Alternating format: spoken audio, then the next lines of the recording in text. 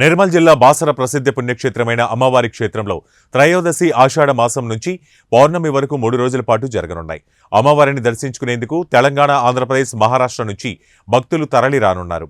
గురు పౌర్ణమి వేడుకల సందర్భంగా మొదటి రోజు క్రోధీనామ సంవత్సర త్రయోదశి రోజు అంగరంగ వైభవంగా పూజలు ప్రారంభమయ్యాయి. వేకువజామున శ్రీ జ్ఞాన సరస్వతి, మహాలక్ష్మి, మహాకాళి అమ్మవార్లకు విశేష అభిషేకం, అర్చన, పూజలను ఆలయ అర్చకులు ఘనంగా నిర్వహించారు. ఈ విశేష పూజా కార్యక్రమానికి ముఖ్య అతిథిగా ముదోల్ నియోజకవర్గ ఎమ్మెల్యే రామారావు పటేల్ హాజరై అమ్మవారి సన్నిధిలో ప్రత్యేక కుంకుమార్చన పూజలు నిర్వహించి అమ్మవారిని దర్శించుకున్నారు. వీరితో పాటు స్థానిక ప్రజాప్రతినిధులు, గ్రామస్తులు, భక్తులు, అధికారులు పాల్గొన్నారు.